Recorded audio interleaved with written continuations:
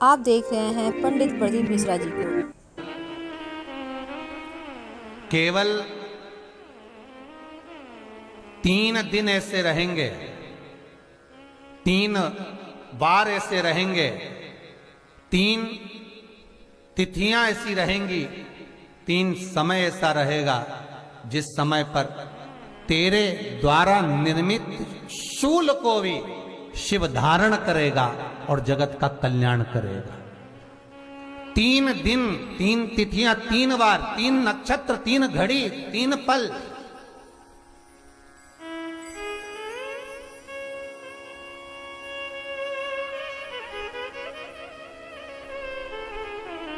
जिसमें बाबा शूल भी धारण करते हैं, और शूल अकेले धारण नहीं करते महाराज।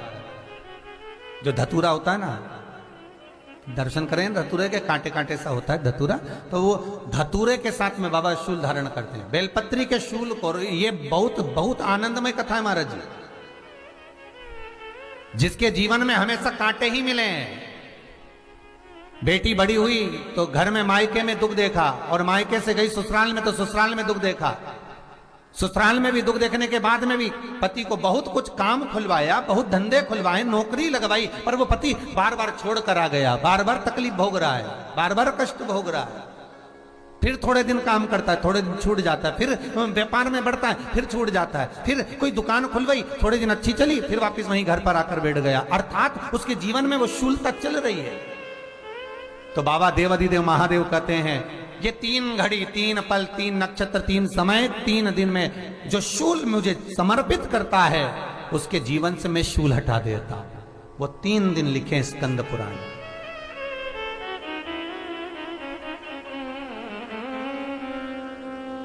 महाराज, बैसाख महीने में जो प्रदोष आती है, बैसाख के महीने में बहुत ध्यान से सुनना भाई, जो अपनी जिंदगी से बहुत तंग आ गए हो, परेशान हो गए हो, कष्टमय जीवन जी रहे हो, बहुत दुखी हो गए हो, उनके लिए ये स्कंद पुराण का चरित्र फिर मिले ना मिले, आप प्रेम से सुन लो भाव से। पहला, बैसाख महीने की प्रदोष,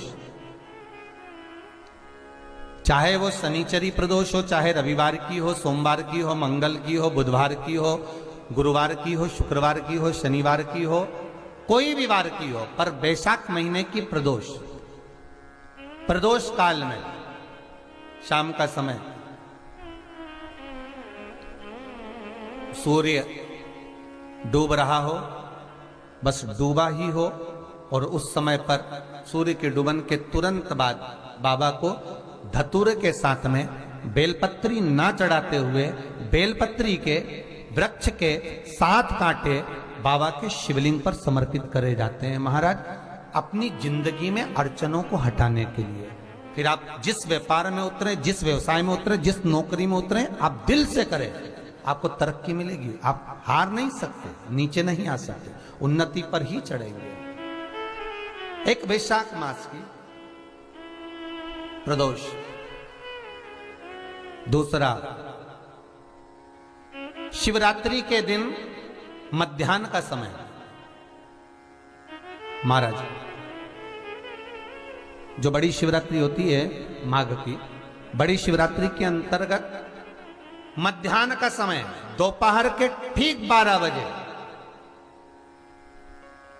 चाहे फिर वो कोई भी दिन हो महाराज, शिवरात्रि जिस दिन पड़ रही हो,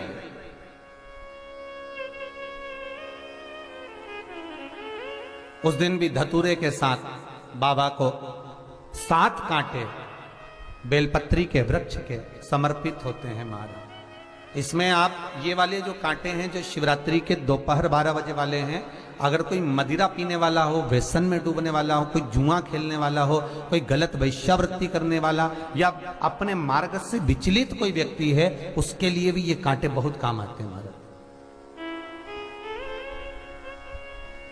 दूसरा, पार्वती, तेरे द्वारा तेरे नयन अश्रु से जो प्रगटा हुआ बेल का वृक्ष है, द्वितीय शूल मैं वहां धारण करता हूं, तृतीय शूल, तीसरा शूल जो वर्णन करा गया महाराज, भगवान